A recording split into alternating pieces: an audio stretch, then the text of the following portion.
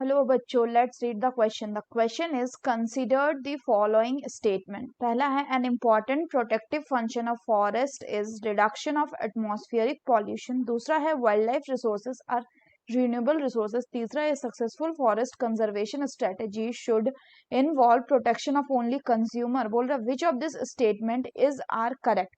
पहला है 1 and 2, दूसरे में है 2 ओनली, तीसरे में 3 ओनली एंड डी में है नन ऑफ दिस. तो आइए देखते हैं हम इसका की कंसेप्ट. तो अगर हम बात करें इसके की कंसेप्ट की, तो इसका की कंसेप्ट हो जाएगा forest and wild life resources. तो अब अगर हम एक एक करके बात करें तो सबसे पहले हम बात करते हैं किसकी, फॉरेस्ट रिसोर्स की. तो फॉरेस्ट जो होता है ये कैसा होता है, ये भी आपका रिन्यूएबल रिसोर्स होता है. रिन्यूएबल क्योंकि जनरली फॉरेस्ट को डिस्ट्रॉय करने के बाद इसको हम ग्रो कर सकते हैं दोबारा. और फॉरेस्ट का काम क्या होता है, मेनली ये एब्जॉर्ब करते हैं किसको, they absorb CO2 and gives out oxygen. और ये जो ऑक्सीजन होता है ये यूजफुल होता है अदर लिविंग ऑर्गेनिज्म के सर्वाइवल के लिए. तो होगा क्या कि अगर हम लार्ज अमाउंट में ट्रीज प्लांट करें, सो लार्ज अमाउंट में ट्रीज प्लांटेशन ये हेल्प करेगा किसमें, ये हेल्प करेगा इन दी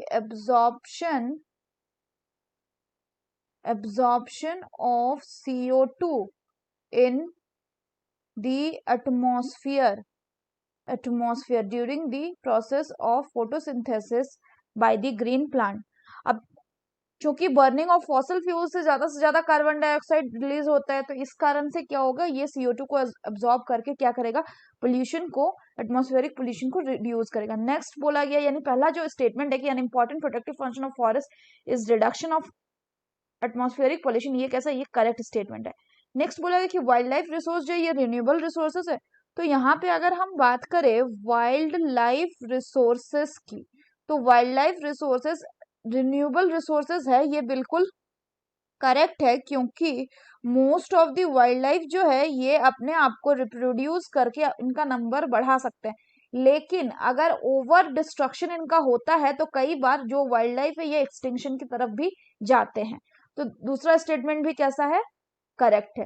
तीसरा बोल रहे कि सक्सेसफुल फॉरेस्ट कंजर्वेशन स्ट्रेटेजीज में सिर्फ कंज्यूमर को हम प्रोटेक्ट करें, तो ये गलत है. क्योंकि अगर हमें फॉरेस्ट कंजर्वेशन करना होगा तो सबसे पहले हमें इकोसिस्टम को बचाना होगा. और इकोसिस्टम में आपका प्रोड्यूसर, कंज्यूमर, डिकम्पोजर सारे आते हैं, यानी सबका इक्वली आपको प्रोटेक्शन देना होगा, तभी एक फॉरेस्ट कंजर्व हो पाएगा. क्योंकि फॉरेस्ट अपने आप में एक इकोसिस्टम को रिप्रेजेंट करता है. So the correct option will be option A, that is 1 and 2 are the correct statements. So that's all for the question बच्चों. Hope you understood it well. Best of luck.